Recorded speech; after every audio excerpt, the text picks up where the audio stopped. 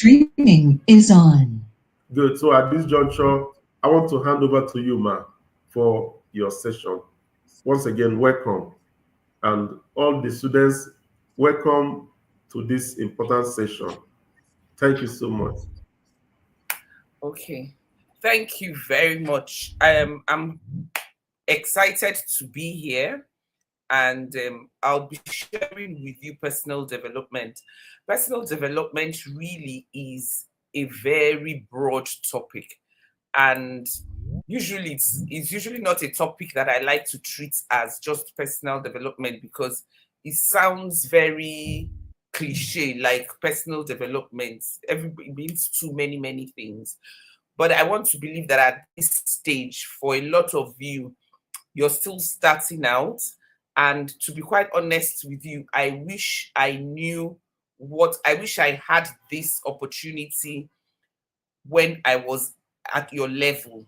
I did have amazing opportunities, but then again, I didn't have this sort of opportunity. There was definitely no Zoom. There was hardly, there wasn't even internet. So there wasn't, much later, there was internet, but there wasn't Google to go and even find any information. So it was basically from the library and things that you could read.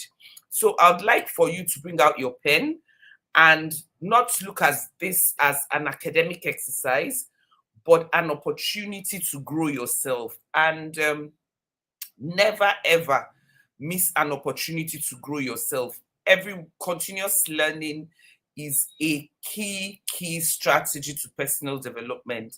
I never stop learning. Don't be surprised if you see me in your universities one day as a student. I am constantly learning.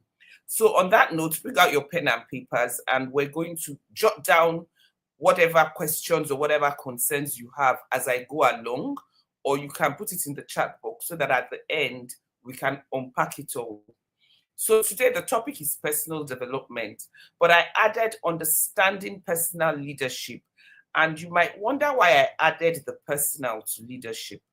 You know, a lot of times when we talk about leadership, what comes to mind for us is the people in positions of authority, so to say. So we're either thinking of in school, maybe the lecturers or the VC or the governor or your state or the president or the minister or all that as the leaders. But I challenge you to believe now that each and every one of us here are leaders in our own sphere.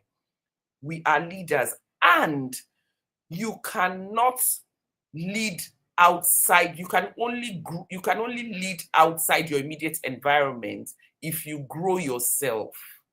So you might be a leader, like I say to people, oh, I'm the leader of my household. But if I want my sphere of influence to be outside my household, then I'm going to work on myself, develop myself, equip myself with the necessary skills to also lead, because leadership is influence. So you might be able to lead the people in your class because you're able to influence them. But how do you move from leading the people in your class to leading this whole school, or leading a state, or leading a government, or leading an institution, or whatever? You have to develop those skills and develop yourself. And I always say to people, you need to know yourself to grow yourself.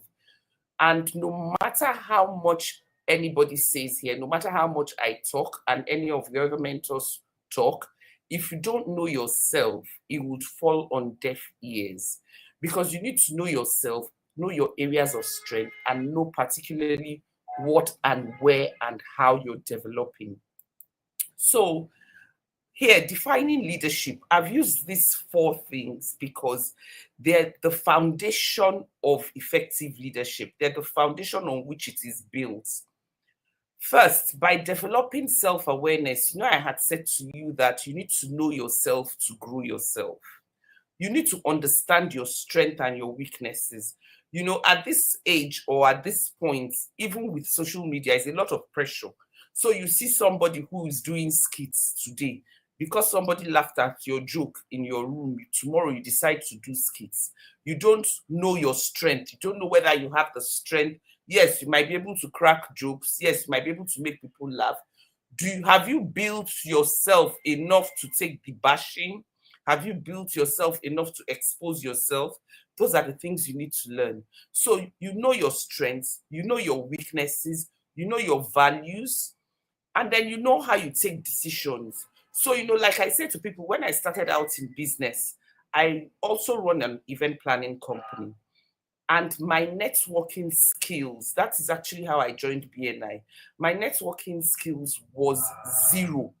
Now, how do you run an event planning company and you don't socialize? You're not ready to mix. You're not ready to attend anybody's events. You're not ready to talk to any. How are you going to get the clients?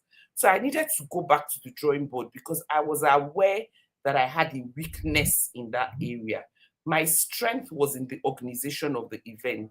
My strength was in mastering colors and how to mix it. But my weakness was in meeting people and actually selling myself. So it's either I stop doing the business or I grow myself in that area. And that's actually how I got to where I was today, because I now started networking. And then when I joined John Maxwell, it was for my own good. I never even at that point thought I would be talking to anybody because I felt that I needed help. So I needed to help myself before helping other people. So, you need to be aware of yourself. You need to know what it is that makes you angry, what it is that makes you happy. That's the only way you can avoid it and generally control your emotions. And that brings us to emotional intelligence. So for you to be self-aware, the next thing is that you're emotionally intelligent, because now you're able to recognize yourself, understand yourself, and manage yourself.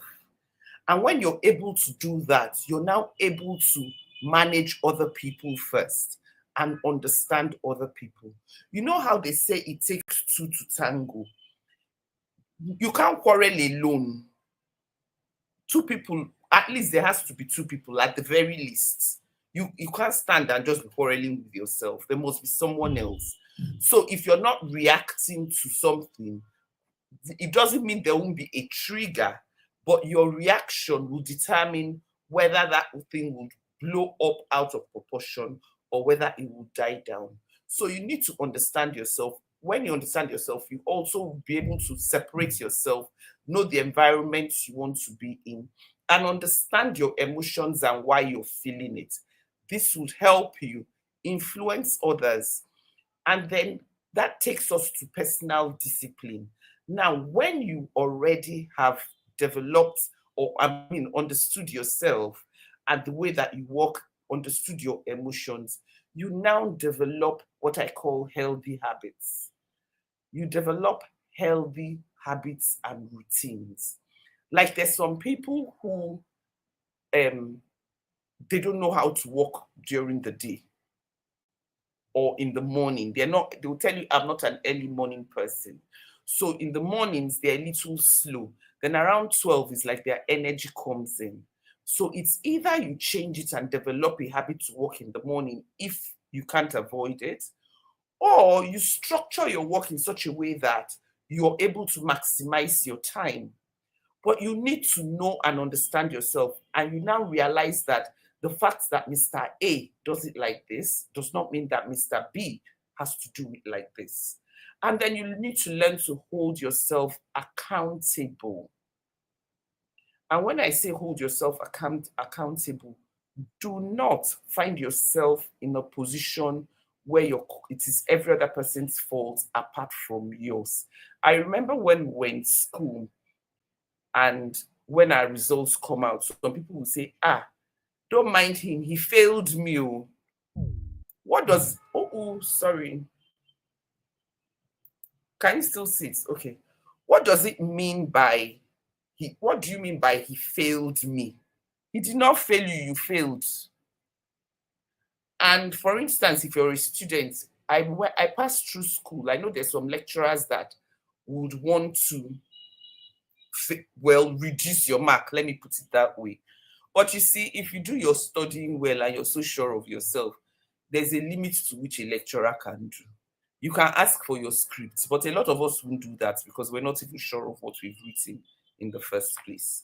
So do not find yourself blaming people. And the minute you know that I am going to be responsible for my actions, it doesn't mean that the other person isn't wrong, but it just means that you're taking responsibility for the role you played in the whole equation. Okay. And then lastly is a growth mindset. You know, like it's like I'm sure you guys have heard the glass is either half full or half empty. So it depends on how you look at it. Do you want to focus on the negatives or do you want to focus on the positive? There are always two sides to a coin. So embrace a mindset of continuous learning and improvement. These are very essential to becoming a leader. And that's why I wrote underneath that self-leadership is the foundation upon which effective leadership of others is built. By developing self-awareness, emotional intelligence, personal discipline, growth mindsets, we all can become better equipped to lead ourselves and lead everyone around us more effectively. Now, what are the qualities of an effective leader? Integrity. And I'm hammering on this word integrity because a lot of us have lost integrity. And let me tell you how easy it is for a lot of us to have lost integrity. Because in our head, we've decided that there's small thief and big thief, small lie and big lie. You know, then in fact, sometimes we look for another word. No, she didn't lie now. She just played him small, you know. You justify it. If you cannot be an effective leader, if you do not have integrity, let your yes be your yes, let your no be your no. And it does not mean you're always right. Nothing stops you from going back and saying, I apologize, I was wrong. That is integrity, owning it. And I wrote here that effective leaders demonstrate a strong moral compass, honesty, and consistency. You know, I was doing a training yesterday and I mentioned consistency in the area of in regards to leaders. And I said every time I use that consistency, I always point out that some people are badly behaved, they're consistently badly behaved. So in this journey of leadership, you have to be consistently well behaved because what you do over time becomes a habit and a lifestyle. So you might think that, oh, I just lied today. No, it doesn't matter now. It's just a small lie. Before you know what's happening, even when there's no reason, you're lying. They build trust through their reliable and principled behavior. You would find those in school, you know, they'll say, they will call you a fico, you know, you read too much, or goody two shoes, you're always doing holier than thou. You know, at the end of the day that they need sane advice or they come to meet them and say, please, can you nominate a good person for this? They will call you. They will call you. A lot of people that will pass those comments are passing those comments because they cannot do it, not because they don't want to. They're also trying to do it. Okay. The second one is vision. You must be accustomed to things like vision boarding. Where do you see yourself? What's that clear, compelling, ambitious vision? Where do you see yourself on if you have a vision board? What picture do you see there? You know, I say to my son whenever he says, "Oh, I want to do this," I said it's not just about wanting; it has to come from inside of you. You need to genuinely want it, really, really want it. There are a lot of things. I want a private jet, but I'm not going to. I mean, even if I work from now to tomorrow, I'm not even sure if I have the money for private jets today, I'll buy, but I still want one. So it's wanting, it can be used flimsily, but what's that your vision? Where do you want to go? It has to be something that binds you, that when you wake up in the morning and you think about it, it makes you stand up with energy, you know. And this vision should be well articulated effectively, you know. It should inspire others to work with you on this shared goal. And then resilience. Effective leaders possess the ability to bounce back from setbacks, adapting to changing circumstances, and persevere in the face of challenges to maintain a positive and determined attitude in the midst of adversity. So, even though you're students, we always say that the average Nigerian is resilient because look at the cost of things and we're still smiling, fuel, this, that. But being resilient does not mean that something is going wrong and you push it to the side burner and the thing is giving you high blood pressure. Being resilient is knowing that, look, this thing is going bad. Yes, what can I do about it at the moment? Nothing. So should I look at the good side? I'm alive, I'm healthy, I'm not incapacitated, my children are well. You focus more on the positive things. And then empathy, which is something that we lack today. And I'm going to give an example. It might seem out of this way, but you see, like I said, the little habits that we form and we think is just a one-off, but it has registered in our memory and it plays out in every other thing we do. And there was a video I was watching not too long ago. In fact, there was another one that went viral a few days ago. Everybody thought that the girl died, but they later on came to say the girl did not die. Two girls were fighting, and one hit her head on the chair. I did not watch it till the end. I just screamed and refused to watch it. But what struck me was that their fellow students were filming it. How can you be filming two people fighting? That's because, it started as a joke, but a lot of us have lost empathy.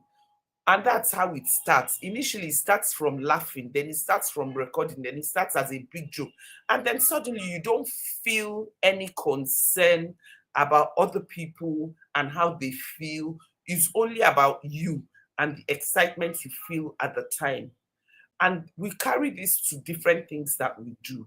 So I said here that effective leaders demonstrate genuine concern for the well-being and needs of their team members and everyone around them. They can understand and relate to perspectives and emotions of others. So when you're empathic, you're able to say, this thing, if they did it to me, would I like it? How would I feel about it? And like on social media, when you see people commenting and abusing someone, abuse somebody's father, abuse somebody's mother that you've never met. If somebody honestly said that about your own parents, would you like it? So that's where, that's how it starts. And then we become very cold people. So that's something that we need to look at. Okay. Now, exploring leadership potential. I want us at the end of today to be able to plan or at least indicate one thing we're going to do to work towards our personal development. And you're all going to share it with me. So I said self-reflection, like I had mentioned before, and strengths assessment are crucial steps in identifying one's leadership potential. By taking the time to evaluate our personal traits, skills, and experiences, we can gain valuable insights in our natural leadership abilities and areas of growth. This is a process we call self-discovery and can empower us to either capitalize on our strength and also address the gaps, ultimately positioning us for success in leadership roles. So, for instance, I ask, as a doctor, would you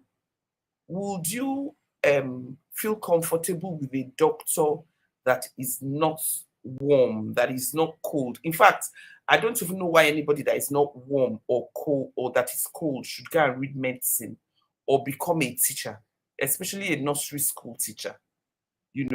I like children a lot. So a lot of times people say, oh, why don't you open a nursery school? And I tell them that if I open a nursery school, all the parents will carry their children because I will beat them. That when you come to my house for a few hours, I'm excited. I play with you and you go. But if you leave me with them for 24 hours, I will beat them. So I know that I do not have that kind of patience. If I decide to open a nursery school, then it means that I'm going to have to work on my patience. So that's where this self-discovery, knowing your strengths, and there are tools as a coach that we use in identifying people's strengths and the areas that they need to improve and the reasons why they do certain things that they do. Now, to identify this area of improvement, like I had said, is very important. But there's some steps that even you can take without breaking the bank. So, one, I would encourage honest reflection. No one loves you better than you love yourself. No one can even love you more than you love yourself. As much as you love yourself, where I'm going to stop, right? So it's just provide a safe and supportive environment. That's what I usually would do for individuals to reflect in their areas of growth. So you provide yourself with that environment. Come with a sheet of paper, write out, be honest with yourself about your strengths and your weaknesses. Don't deceive you. You can deceive every other person, but not yourself. Then there's also something called SWOT analysis, which is also something like that. It checks your strength, weakness, opportunities, and threats. Now, even with this, aside from writing it for yourself, you can write it for projects that you want to embark on.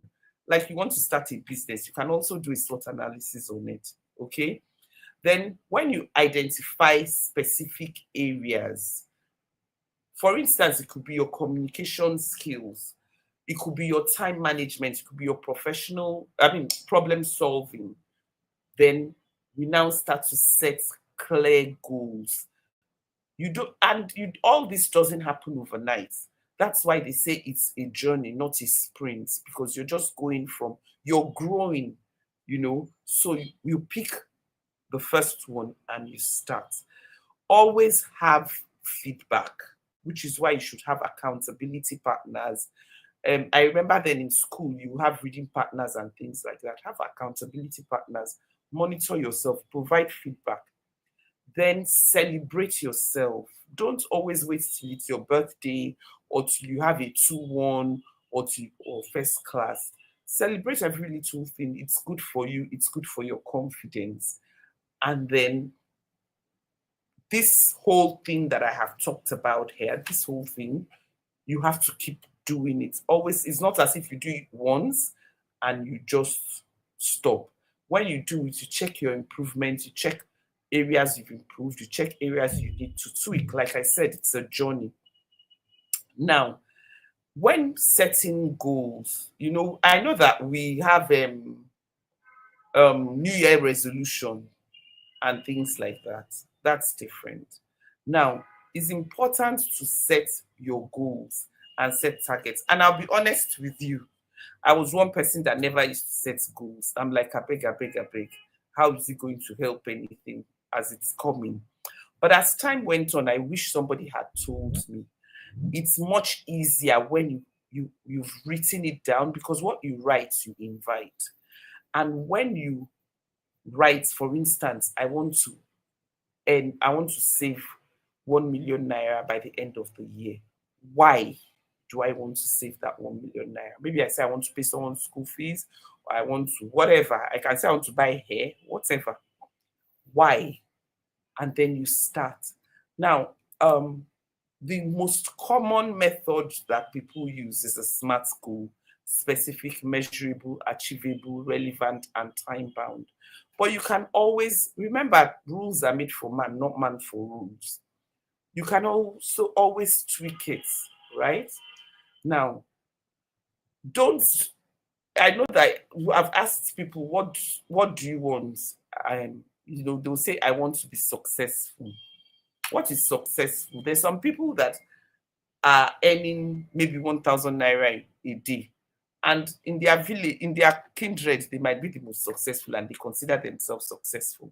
There's some people earning 1 million and they're still not, in their eyes, they're not successful. So success means different things to different people.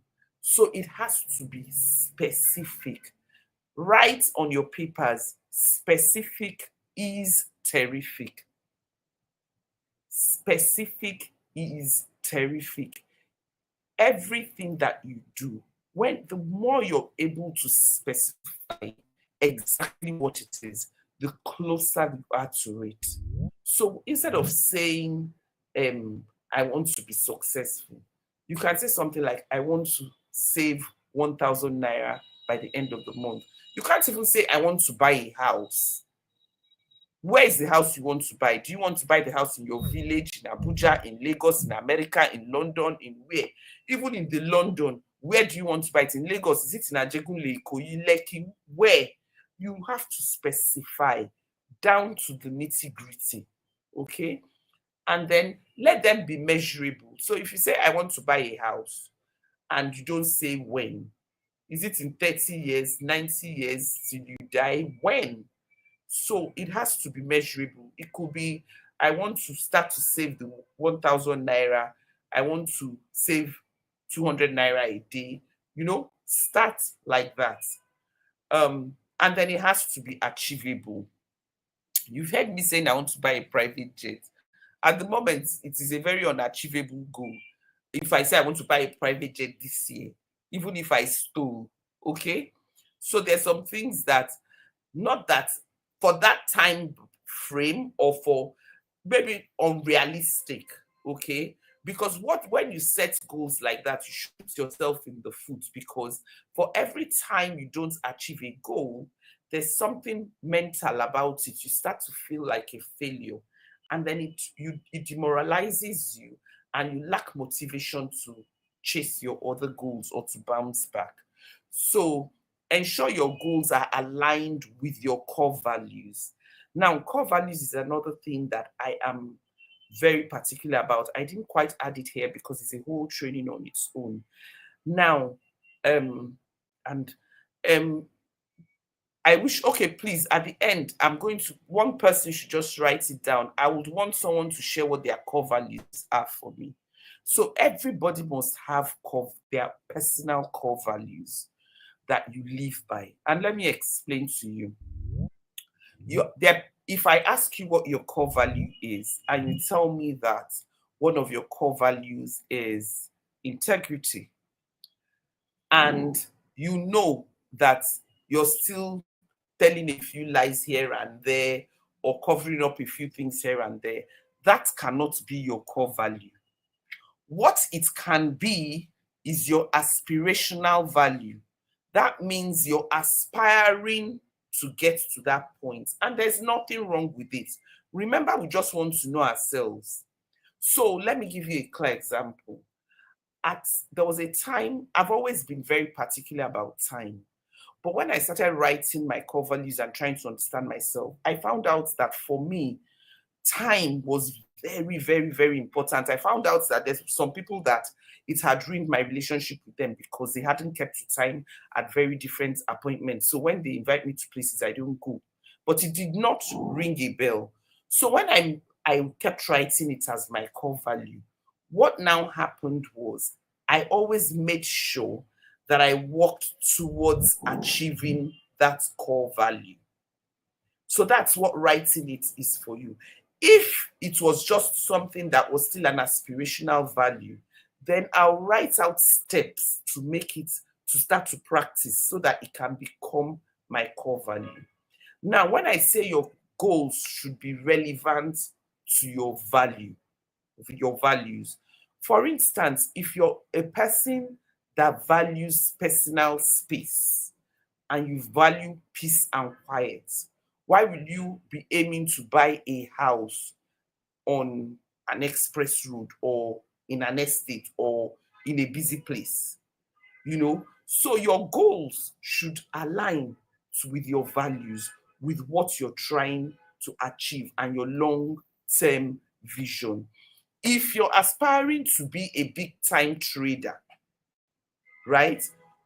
What are you still doing? Reading? It's okay to go to university, it's okay to do masters. Then what are you going to do PhD for when you're aspiring to be a big-time trader in Ochanja market? Okay? That is not to say you shouldn't go to school. But if you're academic and you're aspiring to become a visiting professor somewhere, a lecturer, an academician, something like that, then you will be towing the path of doctorate degree writing, articles. So that's what I'm trying to say. I hope I put that in clear perspective. Now, establish clear timelines and deadlines for your goal. We've talked about that, keeping to time. And like I had said, you must always continually learn and keep building skills. You know, at the beginning, I said to you that I wish I had all this available to me.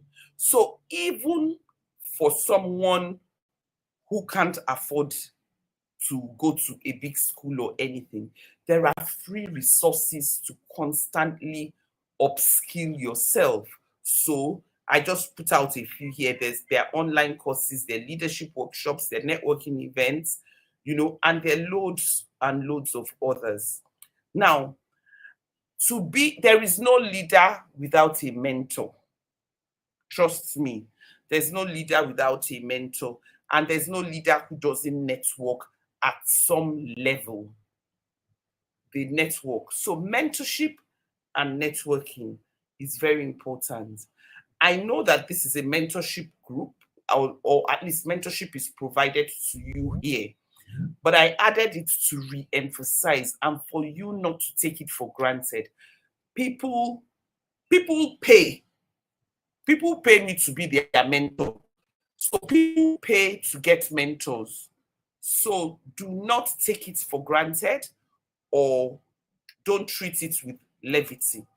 Now, understanding your personal leadership, and this is a wrap. I will expand later. One, with your mentors, what would they do for you? They have, when you're choosing a mentor is someone that has walked that path and who has more experience than you in a certain field, right? Now, they provide you with wisdom, experience, and guidance. So I often get worried when I see people write on social media. They put up, I'm not going to name any names, but they put up people's picture and they say, oh, she's my mentor. How is that person your mentor? I'm not saying the person is good or bad, but what is the person mentoring you on?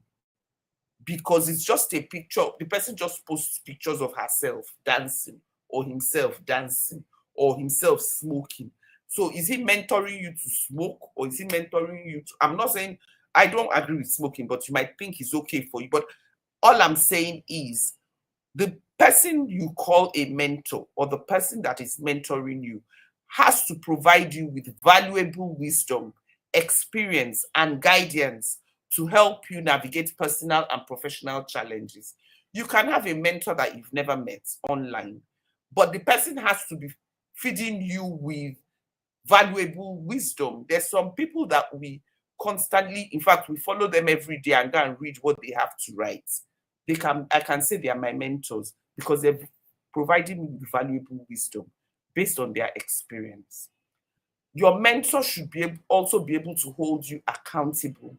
So if I have a mentee who is expecting to have a 2-1, or that's their goal to have a 2-1, and part of their plan to achieve that goal is to read for 2 hours and to submit an assignment by next week, I will hold my mentee accountable and I will give you honest and constructive feedback. So I'm not always going to tell you the nice things you want to hear. So your mentor is not your friend. Your mentor is not your otinku. Sorry, I'm speaking Igbo. Your mentor is not your hype man. Let me speak like you. Your mentor is not your hype man. So your mentor will tell you the honest truth, constructive feedback, and definitely celebrate you when you need to be celebrated. Then your mentor can also introduce you to professional networks and open doors for new opportunities for you.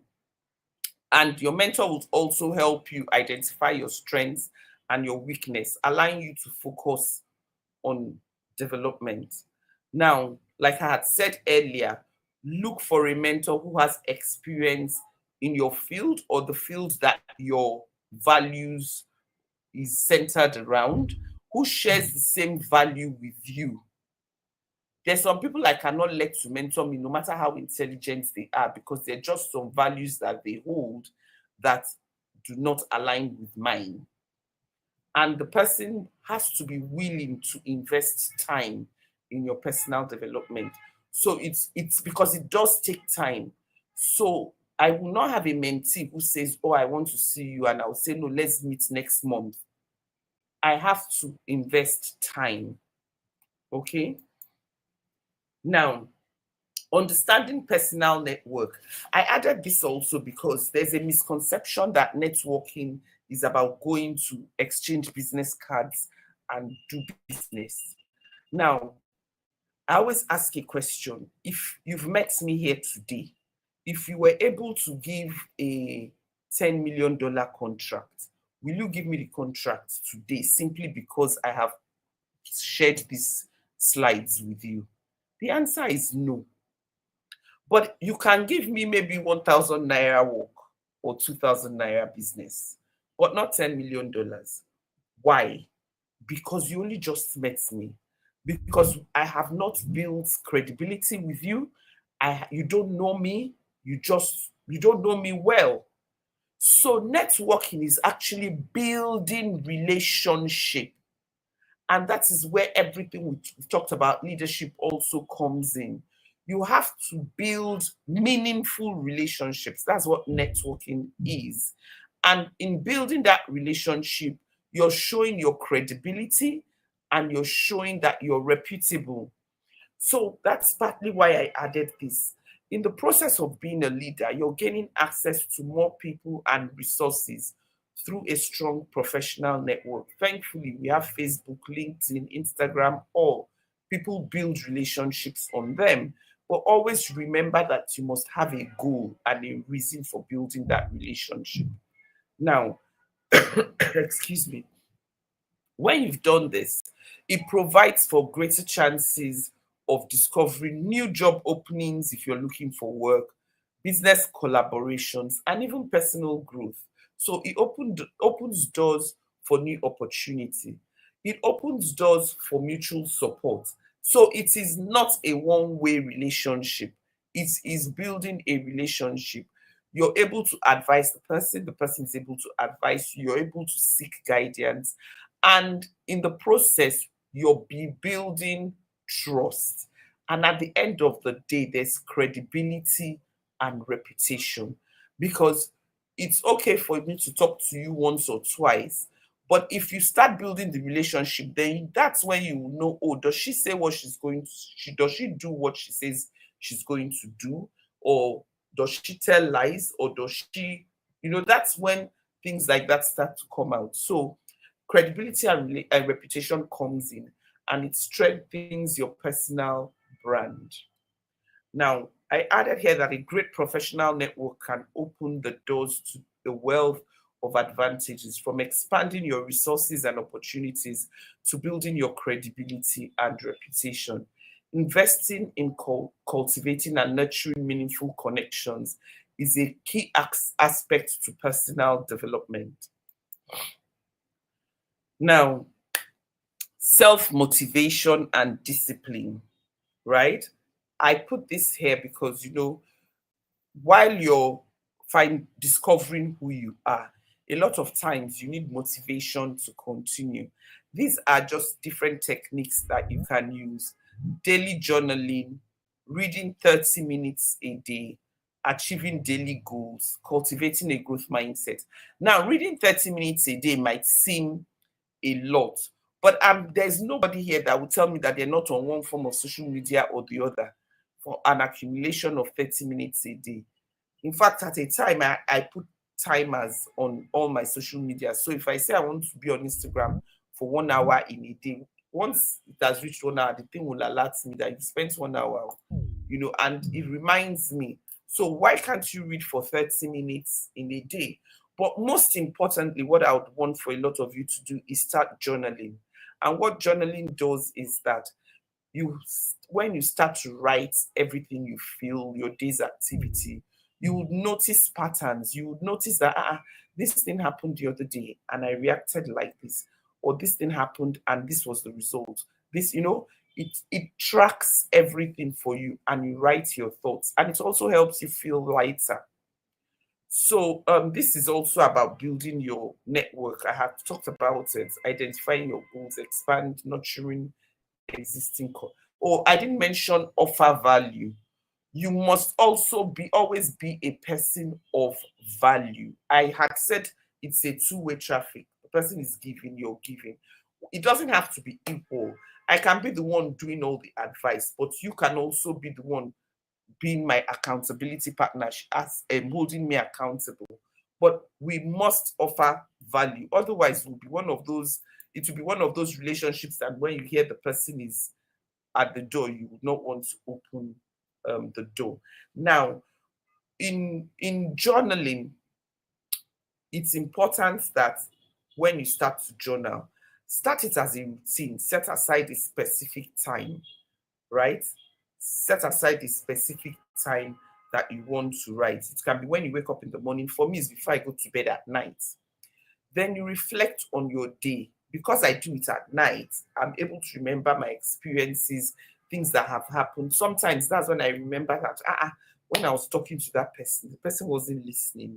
You know, you're able to assess your whole day and unpack everything. Then set specific goals based on what has happened on that day. What do I take out of it? What am I going to do? I say have a conversation with yourself. Then you can also experiment. For instance, I started with a gratitude journal because that was easy for me. And I was at that point when I felt I wasn't grateful enough. And there's something that gratitude releases in your brain, a hormone that kind of relaxes you. So I decided to start with a gratitude journal, and every day I just thank God for different things on that day. And I found out that by the time I finish, there are very few things that are worrying me, because we easily just complain throughout the day that we don't see things, all the good things and all the things that we need to be grateful about. Now, as everything, always review and reflect. Every now and again, you go through it, you check the patterns, you check the progress, you check if you're meeting the targets you've set for yourself. Now, there are certain questions that people always ask me when I talk about personal development, and that's why I've added it here. First of all, I said personal development is an ongoing journey that can lead to personal and professional growth. By understanding the key considerations and strategies, individuals can take charge of their own development and maximize their potential. Now, what is personal development? That is what a lot of people ask. Personal development encompasses the actions and steps individuals take to improve their skills, knowledge, and overall well-being. Another question is, why is personal development important? Personal development helps individuals achieve their goals, enhance their self-awareness, and leads more fulfilling and successful life. This particular question, a lot of people ask, how can I get started with personal development? Start by identifying your weaknesses and areas of improvement. Set achievable goals and create a plan to work towards them. Another question is, what are some common personal development topics? So, time management, goal setting, communication skills, emotional intelligence, and work-life balance. These are more questions. How do I set personal goals?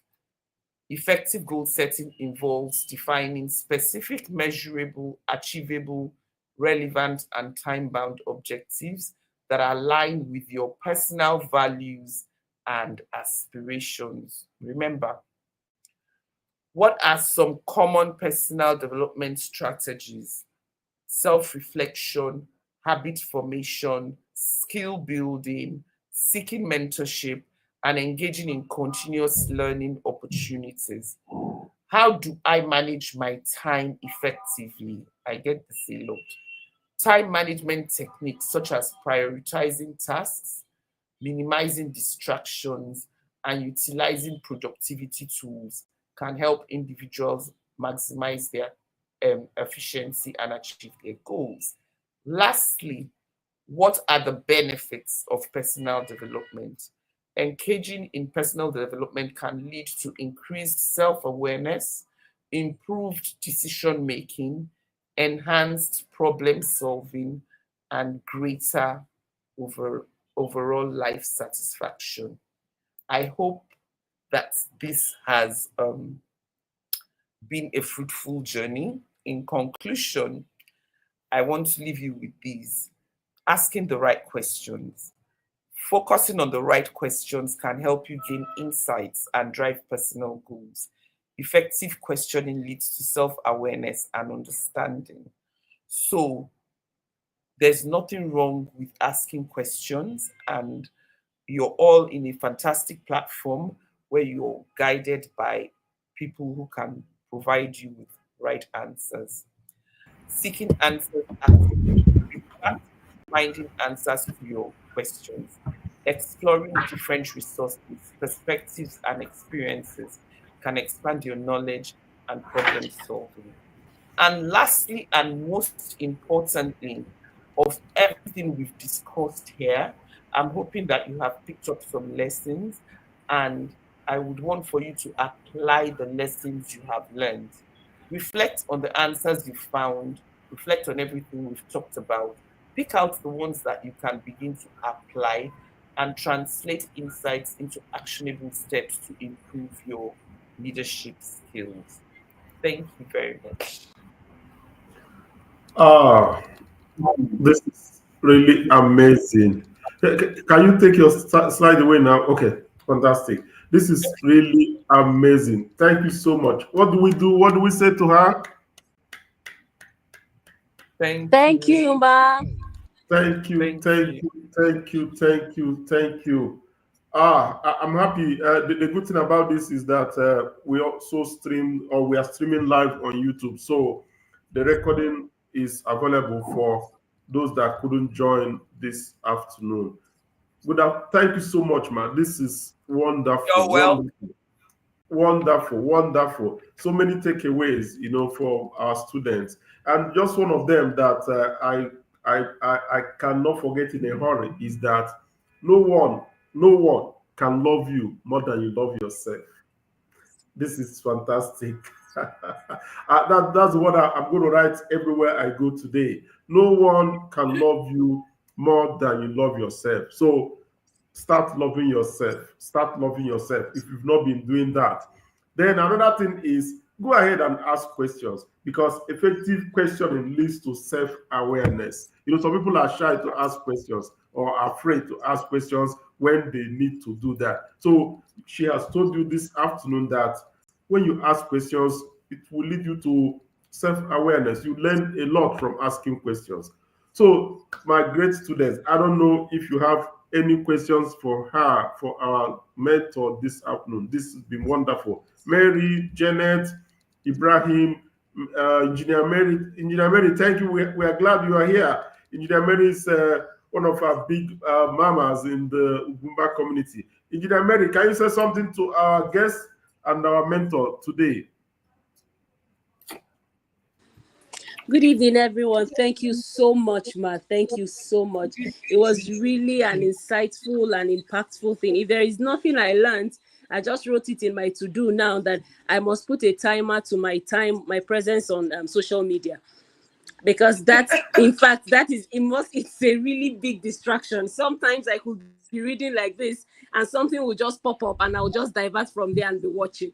So I think I've always been thinking, how do I go about it? But I think with this timer and alert now, it will really help so that at least by the time it rings, I would know that it's time for me to drop it and face something else. At least that was one of my takeaways. Thank you so much. Wow. This is an amazing lesson. I'm happy for that. Thank you so much, Engineer Mary. Okay, so Amara Fadei, Chibweze, any questions? Any comments?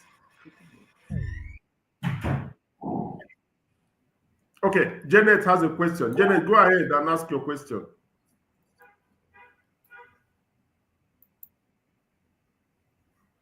Hello, Janet. Unmute yourself, please. Okay, I think I've seen her question on the comment section. How do we establish a timeline for our goals? Okay, so it depends. How do you establish a timeline? It depends on what the goal is. Remember, we also said it has to be achievable and realistic. So if your goal, for instance, is to make a 2-1 and you're in first year, so it means that it's a 3-year goal if it's a 4-year course, right? Now, your timeline, you can break it down to semesters, you can break it down to months. I like to break my timelines to very short months because I don't know how to take disappointment. So I like to break it down into very short months so that I can celebrate myself. Like if I say I want to write 300 pages in 60 days, I can say, okay, in 1 week, I'll write 10 pages. In a day, when I write 5, I celebrate myself so that I'm more excited. Like women and weight loss, you say you want to lose 20 kilos. If you don't break it down to one kilo, the day you think you've exercised and you've not eaten for maybe 1 month and then you go and it's only 1 kilo you've lost, it can just make you forget about, So you break it down into achievable goals and then you start to celebrate yourself after each milestone. Did I answer your question? Okay, while we wait for her to respond, Sylvester, Mama, you remember you asked for for them to drop their core values. Yes. And here we have Sylvester. Yeah. Sylvester. Okay, good. Time, honesty. Sylvester, very good. Time, honesty, respect, peace, and dignity. Okay, Sylvester, what time did you log on?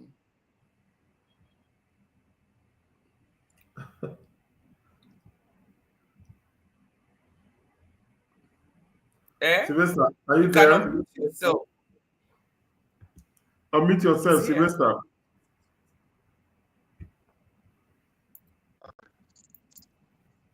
Okay, go ahead. Sylvester, go ahead.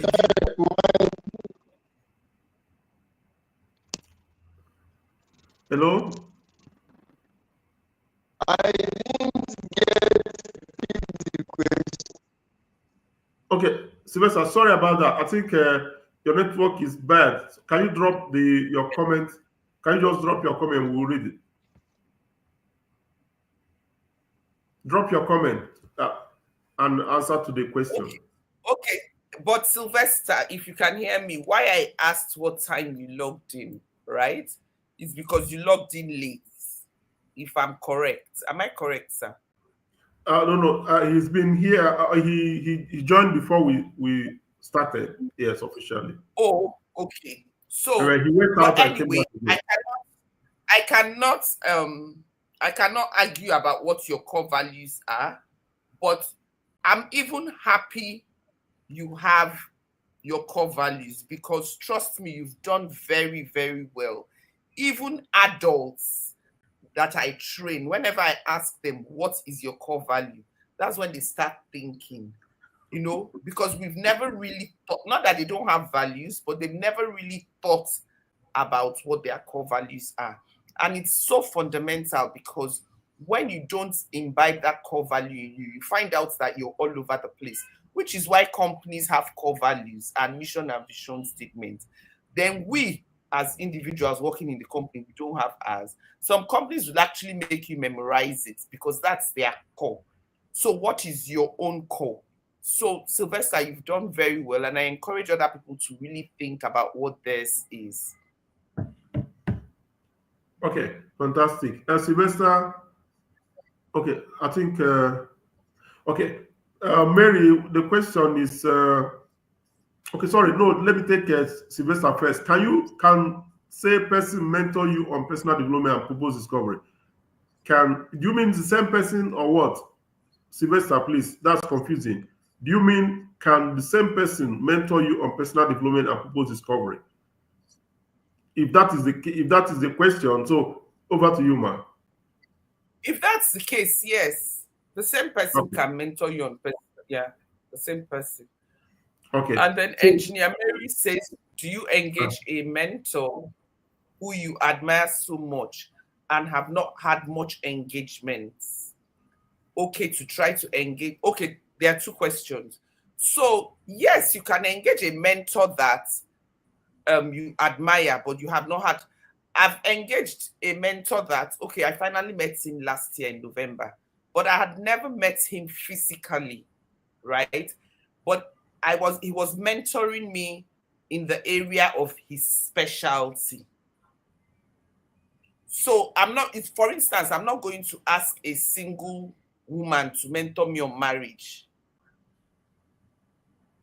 And it doesn't mean she's a bad person, but she hasn't had the experience. So what is she going to be teaching me? Do you understand where I'm coming from? So even if you admire the person from afar, the person has to be mentoring you for something in some area that you know that the person is good at. If you're mentoring, if you look at somebody who dresses well on social media or dances well, you can tell the person to mentor you on fashion. But I can't tell you to come and mentor me on coaching.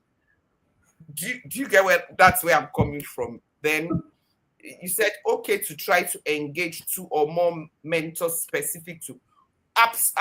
Look, my sister, I have mentors like this, plenty, for different aspects and different, because basically what it is this, in this aspect of my life, this person knows more than me, is more experienced, and is going to lead me in that direction, in the right direction in that aspect. Okay, yeah, let me just add to that.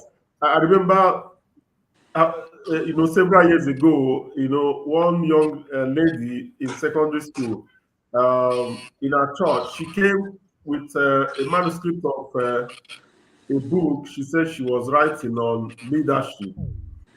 So I looked at that and I told her, look, you cannot publish a book or write a book on leadership because you are just in secondary school. What do you know about leadership? What nobody will buy it.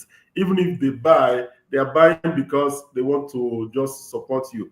Nobody will buy because you don't have any experience to share in that book.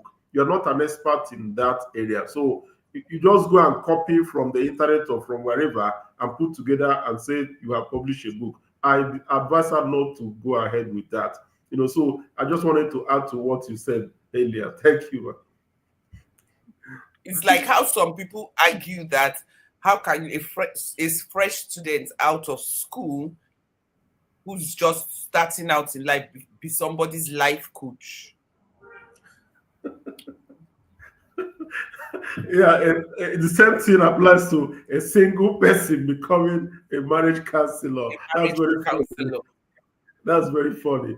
Okay, thank you so much. At this juncture, I want to, on behalf of, who wants to speak? Anyone before I conclude? Sorry, please, can I say something, please? Go ahead, ma. Go ahead. Thank you so much, ma. Ma, please, with respect to your mentorship, what are some of the process and how can we go through if there is an eligibility criteria or to become a mentee under your mentorship? That is one, so that we can at least take this further and also preach to other Ogumba women that may want to, after listening to this video, to also want to become a mentee under you. Then I had a friend that has been trying to reach someone that she really admires to be a mentor. In fact, to the extent that we had tried to use our the professional platform, which is the LinkedIn, sent several messages and there was no response. There was even a particular time that she tried to attend a program, a paid program that she knows the person will still be there. And after the whole thing, what she said was that maybe it's always difficult for a woman trying to mentor another woman. Maybe it would have been easier if it was an opposite sex. Maybe that was her conclusion because she had tried severally. And to be honest, you've seen it played out in so many professional settings, you see somebody trying so much, send LinkedIn messages, send emails, and that I want to be your mentor or mentee. It would have been nice if you said, okay, it's a paid section. But when you don't communicate, you actually, you dampen the person's spirit, and the person just gives up. So how do you handle such bottlenecks, especially trying to navigate getting a mentor in this space? Okay, so I really feel you, and I apologize on behalf of the woman, whoever she is. Sometimes it can be a little, you have to have that discipline to respond to your messages, your inboxes. So personally, there's no message I don't respond. In fact, I can respond and say, please stop sending me messages. Because I don't know how to see a message and not read it. Just like I can't see my phone ringing and not pick it. Instead, I'll block your number. But I cannot be seeing it and not, and that's the same thing with messages. So Live streaming offers, is on. right? Which also is a communication thing, because she could have communicated and said, oh, I don't offer that service. So I'm really sorry about that. And then also from my own personal, maybe as a Christian, if it was me, I'll just take it that, okay, this person was probably not meant to be my mentor. Maybe there's even something that I don't know about that is not for me. That's the way that I would look at it. Then for me personally, there are different ways. People send me emails, people send me messages on LinkedIn.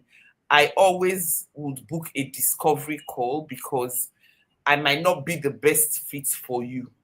I would always want to find out, because it's a commitment, and it will be a failure on my part if you do not succeed. So I would want to know what the person wants, and then I would be able to know if that is within the scope of what I offer. So for instance, I can coach you on anything, but I don't coach on figures. So if you're bringing your profit and loss accounts and you're coming to do, I read engineering, I'm an engineer, but that's where my love for figures stopped. Okay. But when it comes to personal development, emotional intelligence, stress, lifestyle, yes.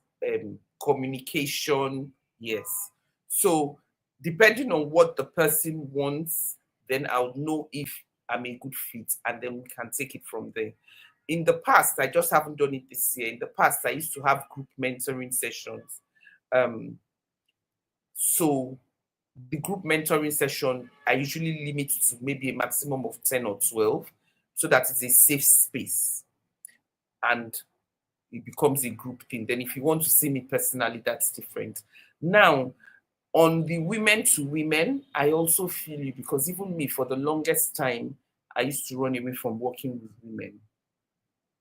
And that has changed also, because my values and the way that I program my mind has changed. So in the past, I programmed my mind and attracted people that didn't align with my values. And so it just always ended up wrongly. But I have programmed my mind, and I have worked and met the most exceptional women you could ever think of. So I don't think whoever it is did it intentionally. I apologize on her behalf. Thank you so much, Ma. Thank you for that clarity. So I'm on LinkedIn. Yes, I'm I on just followed you Facebook. on LinkedIn now. So we'll drop your full Okay. name so others can follow you too on LinkedIn. Then we could send emails from there too. Hopefully, you may consider a group section for some. Maybe if we have 10 or 12 women under the Ugumba for mentoring. Yeah, if you do that, will be. So my name is, there are very few Omus in the whole world, so you can't lose. Yes, I just followed you on LinkedIn too, right? Like you said, my just popped up. Thank you so much, Ma. Thank you. Yeah. Thank you so much. It's been really wonderful. I'm sorry for those that missed this session, but anyway, there's a way out. We're going to share the YouTube link with them so that they can enjoy the session. Really amazing. I'm sure you are going to come back to meet a larger group and possibly join us in Abuja soon too. For a live session.